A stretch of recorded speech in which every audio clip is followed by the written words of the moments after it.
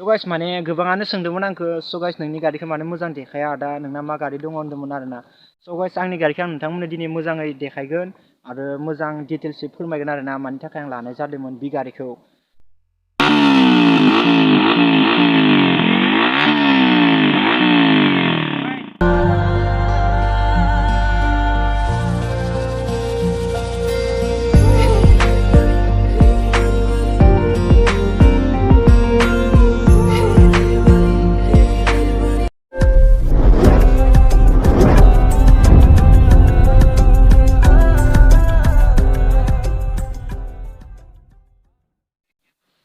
Hello guys आंनि video नायना मोजां मोनग्रा आंनि आंगो लोगोफोर नोंथांमोनखौ गिबियावनो गासैखौबो आंनि नुकुल ब्लग चेनेलाव बरायनाय जाबाय।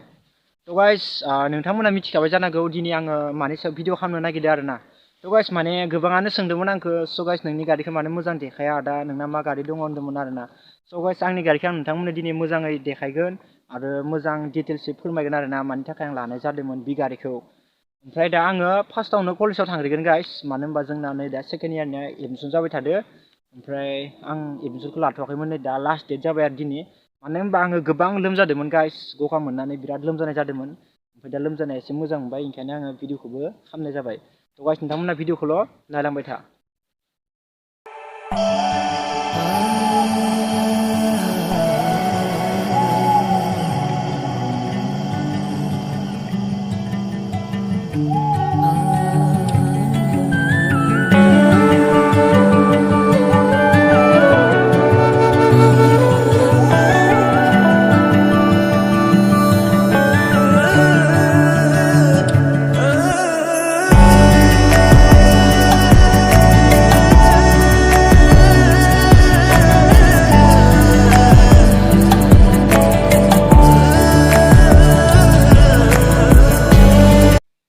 ओके गाइस नोंथांमोना मिथिखाबाय जानांगौ ओमफ्राय दा आङो नै थांना फैबाय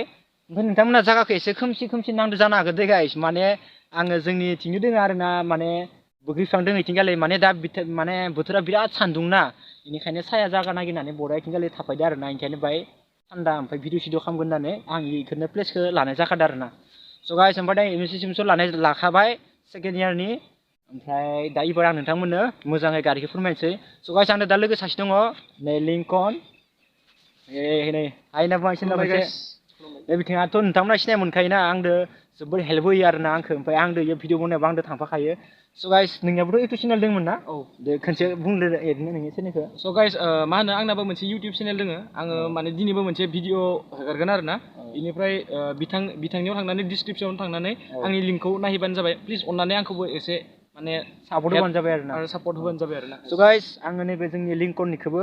आङो स्क्रिनावबो नोंथांमोना नुखादों जानांगौ ओमफ्राय आङो बिथांनि चेनेलनि लिंकखौ डिसक्रिपसनाव होगोन नोंथांमोना चेक खालामनानै नोंथांमोना सापर्ट होबानो जाबाय आरो साबसक्राइब खालामना फैबानो जाबाय थ' गाइस बिथाङाबो दिनै मोनसे ब्लग होगोन बिथाङाबो बिराद भेजालाव दंमोन आरोना स' बिथांनि भेजालखौ नोंथांमोना दिनै फुरा खोनासंनो मोनगोन आरोना बिथांनिया V3 दंमोन नालाय गारि बिनि प्रब्लेमा बिराद जाना दं ओंखायनो ब्लग लाबोथ'वाखैमोन बेबो मोजां ब्लग लाना फैगोन नोंथांमोना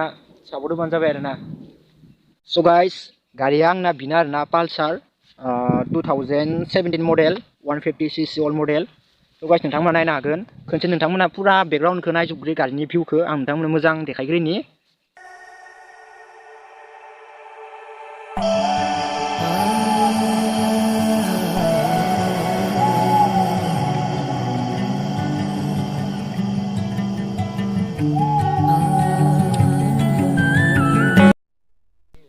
स' गाइस दा नोंथांमोनाथ' मिथिखाबाय जानांगौ आङो गासिबो डिटेल्सखौ खोन्थाखाबाय स' नोंथांमोनाबो गारि लायोब्ला न'फोराव दम होलाबायना गारि लाना गाइस आं खिन्थाखाबाय बेनिफ्राय नोंथांमोनाथ' आङो दा मोनसे गारि लानो नागिरदों आरोना गाइस दानो नङा दै खाननैसो थानासो लागोन दै खिन्थु V3 नङाब्ला MT-15 यामा कम्पानिनि गारि लागोन आं मोननैनि गेजेराव आं मोनसे लागोन MT-15खौ लानाय जागोन ना V3खौ लानाय जागोन आं बेखौ थारमाने चइस खालामबाय थादों आरोना मोननैनि गेजेराव मोनसे लागोन आरोना गाइस आङो स' गाइस दानो लाया दै खाननैसो थानानै लागोन स' नोंथांमोना आंनि ब्लगाव निस्सय नुगोन आङो डिलाराव थांनानै गारिखौ लाना फैनाय नोंथांमोना निस्सय नुगोन स' गाइस दाथ' नोंथांमोना मिथिखाबाय डिटेल्सखौ आंनि गारिया बेनो ओमफ्राय दा बिदिनो मटर ब्लगिं लाना फैबाय थादों आरोना स' गाइस आङो दिनैनि भिडिअखौ एसेयावनो फोजोबनोसै